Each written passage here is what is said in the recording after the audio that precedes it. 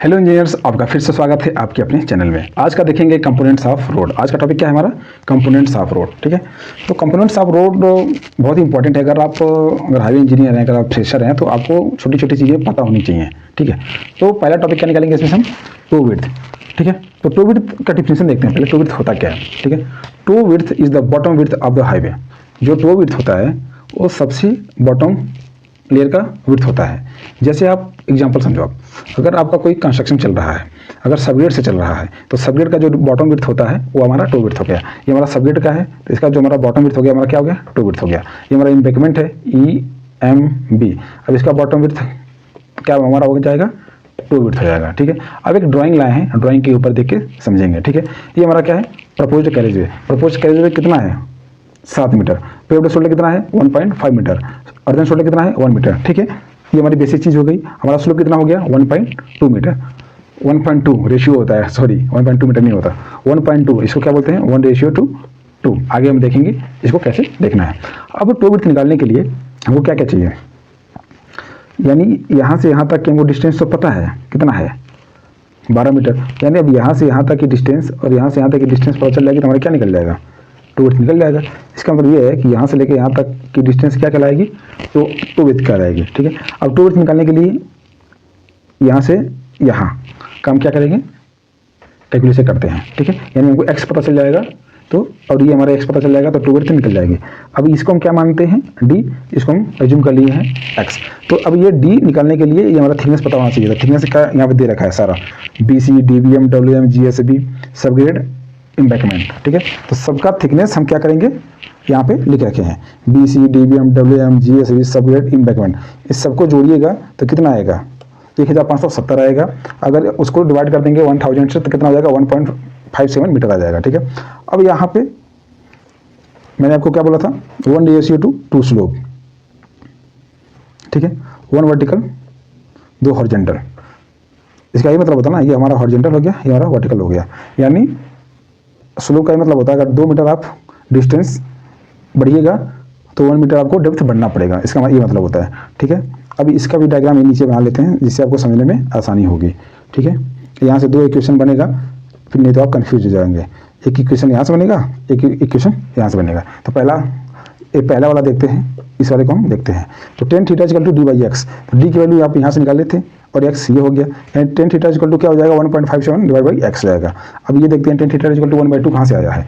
अभी भैया वर्टिकल अपन हॉरिजॉन्टल ये तो होता है tan थीटा इक्वल टू, तो ये हो गया 1, ये हो गया 2, and tan theta equal to क्या हो गया? 1/2। अब इसको क्या मानेंगे? इक्वेशन फर्स्ट, इसको मान लेंगे इक्वेशन सेकेंड। ठीक है, अब दोनों क्या करेंगे? इक्वेट कर देंगे।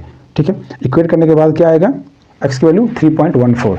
अब यहाँ से अब ये दोस्तों ये थोड़ा सा मिस्टेक हो गया है लिखने में, तो इसको हम क्या करते हैं? करेक्शन कर देते हैं, ये गलत है। ठीक है, तो अब क्या करेंगे?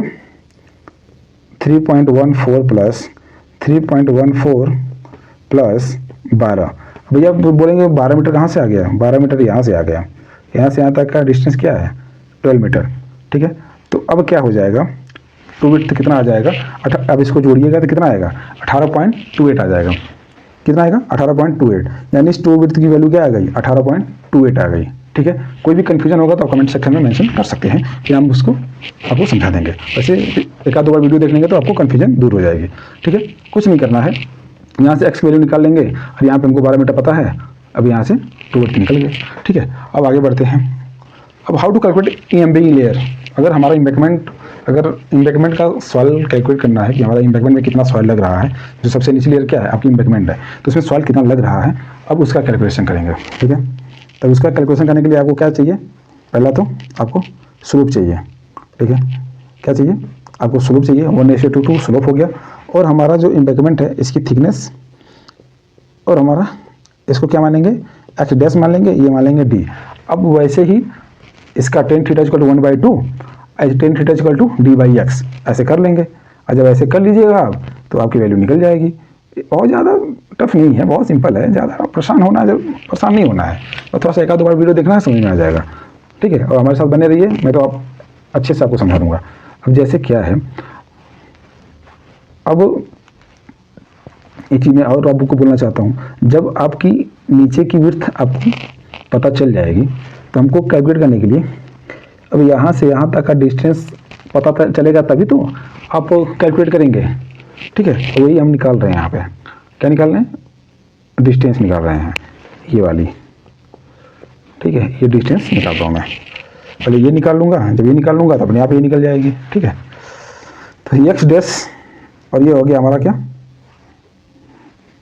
डी। ठीक है ना, तो टेन थीटा इक्वल टू क्या हो गया, D by x dash. D की वैल्यू 0.5। अब कहिएगा कि भैया 0.5 कहाँ से आ गया? अरे यार ये दोस्त, एम्बैंकमेंट का थिकनेस कितना है? 0.5 है ना। 500 mm को क्या करेंगे? 0.5 बोल देंगे हम, 0.5 मीटर बोल देंगे। टेन थीटा इक्वल टू क्या हो जाएगा? 1/2। अब कहेंगे टेन थीटा इक्वल टू 1/2, थोड़ा ऊपर जाकर देख लो, टेन थीटा इक्वल टू 1/2 कहाँ से आ गया? अब इसको इक्वेशन 1 मान लीजिए, इसको इक्वेशन 2 मान लीजिए। अब दोनों को इक्वेट कर दीजिए। एक्स डैश की वैल्यू कितना आएगी? 1 आएगी। जब एक्स डैश की वैल्यू 1 आएगी तो एक्स डैश डबल डैश की वैल्यू कितना आ जाएगी? 1 ही आएगी। ठीक है, अब टोटल लेंथ कितना था? टोटल लेंथ आपका 18.28 था। इसमें से -1 इसको, यानी ये -1 ये -1 कर दीजिएगा तो ये वाली वैल्यू आ जाएगी। अब ये वाली वैल्यू कितना आई? 18.28। अब जब ये 18.28 आ गया तो ट्रेपेजियम, जो हमारा एरिया ऑफ ट्रेपेजियम का एरिया निकाल लेंगे। इसका फॉर्मूला क्या होता है? 1/2 height sum of parallel side. 1/2 height कितना हो गया? 0.5 हो गया। सम ऑफ पैरेलल साइड यानी कि ये हो गई डिस्टेंस, प्लस आपका जो ये आया था, तो ये कितना आया था? ये तो आपको यहीं से पता चल जाएगा, 16.28। अब इसको कैलकुलेट करिएगा तो कितना आ जाएगा? 8.64। अब ये कितना आया? मीटर स्क्वायर में आएगा। अब इसको निकालने के लिए अगर 10 मीटर का निकालना चाहते हैं तो 10 मीटर से मल्टीप्लाई कर दीजिएगा। क्या चीज़? अगर मान लीजिए हमारा लेंथ कितना है? 10 मीटर। अब हमारा ये आ गया इतना, तो 10 गुणे 8.64। अब इसको मल्टीप्लाई करिएगा तो इसकी किस में आएगा? क्यूबिक मीटर में आएगा। ठीक है, अगर दोस्तों वीडियो अच्छी लगी तो लाइक करें, शेयर करें, सब्सक्राइब करें, अपने भाई को सपोर्ट करें। धन्यवाद।